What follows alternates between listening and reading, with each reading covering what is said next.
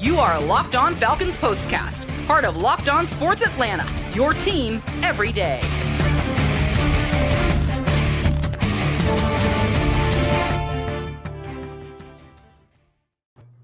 All right, ladies and gentlemen, we are back for another Locked On Falcons postcast here on Locked On Sports Atlanta's YouTube channel. Of course, I'm Aaron Freeman, the host of Locked On Falcons, joined by Jarvis Davis of the ATL Day Ones, one of three shows here on the Locked On Sports Atlanta podcast feed. And of course, every Falcon game has to be crazy at the end. It was a wild final 4 minutes. The Falcons get a defensive stop. They get the ball back. Marcus Mariota pulls a play out of his butt, avoiding a sack, throwing it to Olamide Zaccheaus. I guess Washington. Which is what we're used to him doing right now at this point in his career. He throws the ball to Olamide Zaccheaus. Washington, I guess, thought they had a sack because they just stopped covering Olamide Zaccheaus. So he just basically runs 40 yards down the field, gets the Falcons in scoring position. You know, the Falcons then decide, okay, we're going to run the ball. They run the ball, I think, like 6 times. They get the ball from like the 25 down to the 5.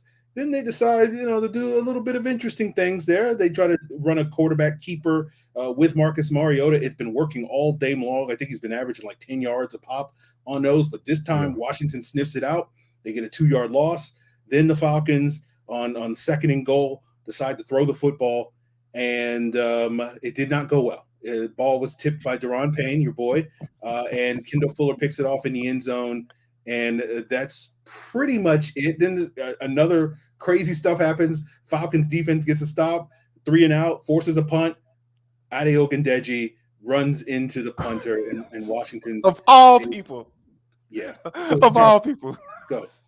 As we see that Aaron and I, both of us, are wearing black. This was not planned because, this might be the funeral for the Atlanta Falcons playoff chances. Because when you think about, where they are, where they currently stand, and the way Tampa Bay is playing, last time I checked, Tampa was up in that game. So I think that's some of the things that you have to kind of start thinking about right as we get into the season. However, today, the defense, that was absolutely just one of the worst defensive displays of run defense that I've seen in quite some time. And what's the craziest thing about it though, Aaron, is the fact that every time that Washington threw the football, it was almost like the Falcons had a good pass defense, and that's what's been their issues in these past few games. But they just don't have anybody that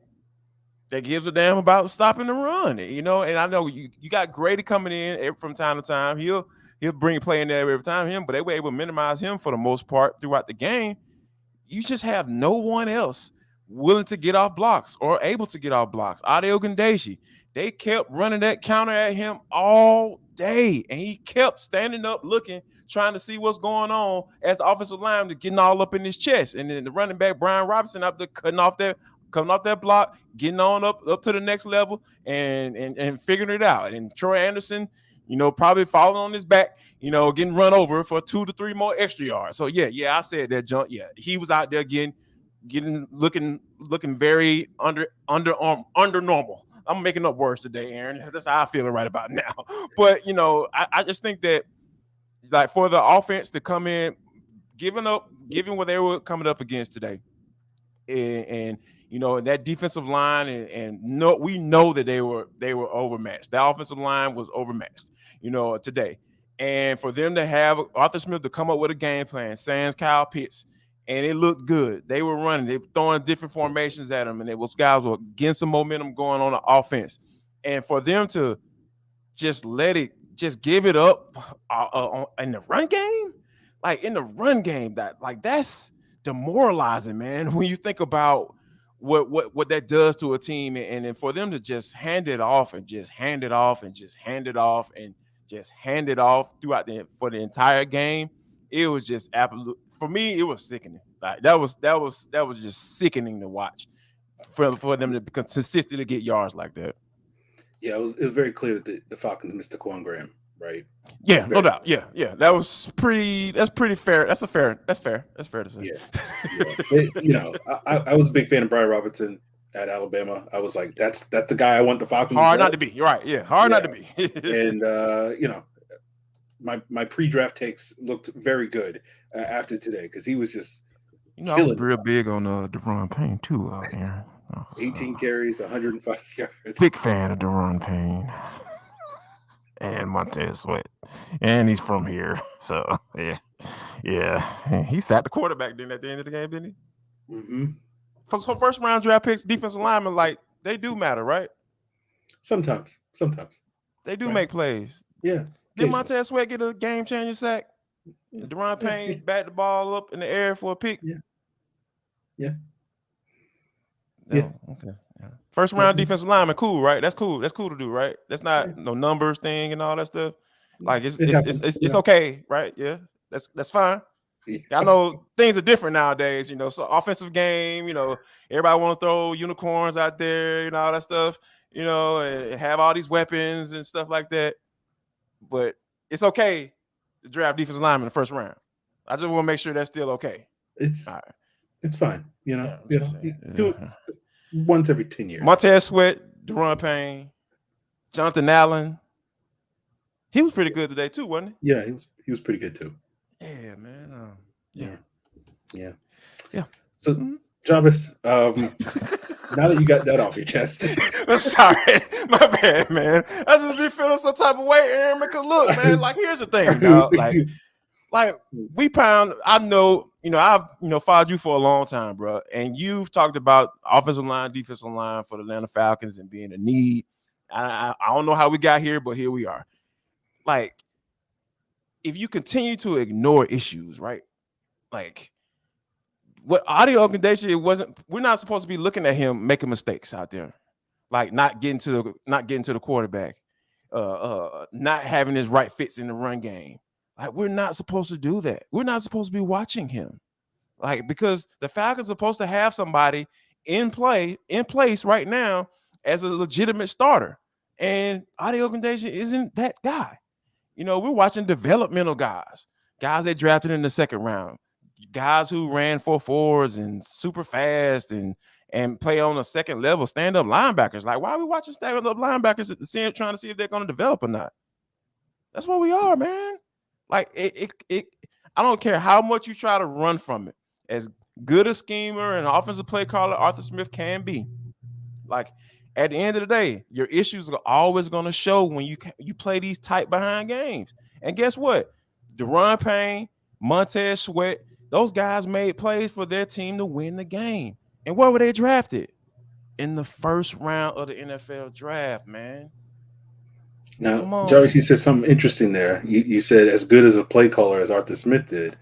I'm wondering how much of the conversation surrounding this game is going to be about Arthur Smith's decision to not continue to run the football, which had been pretty effective. Falcons ran for 167 yards against one of the better run defenses in the NFL.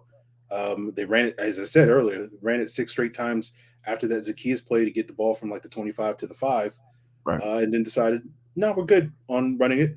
Do you feel like this is just my opinion? I'm curious about this.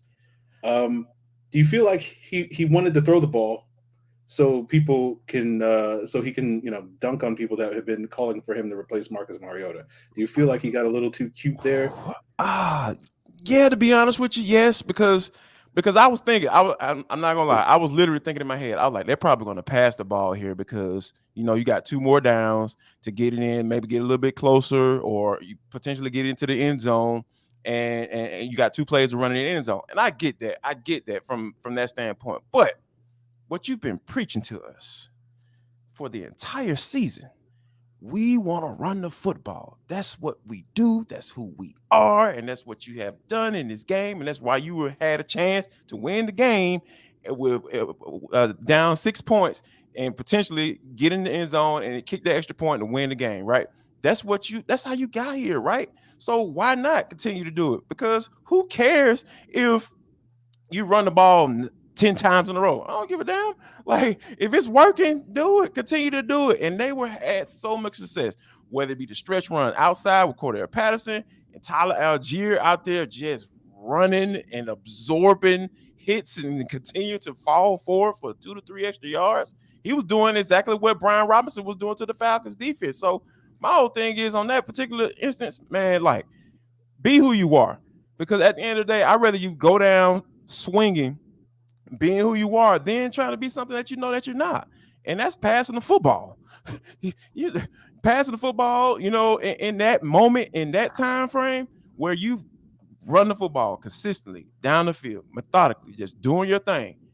Why not continue to do that? Because that's just who we are. I get the line of thinking, but I question it just from an identity standpoint, because that's what he's always preaching to us at every press conference on Monday morning.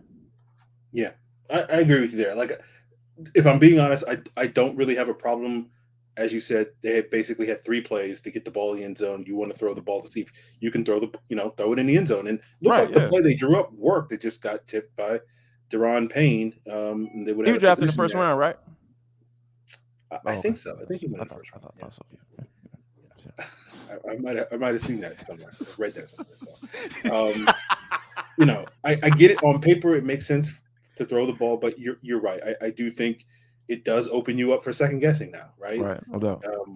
As we've seen time and time again, this team in the crunch time runs the football, they're effective.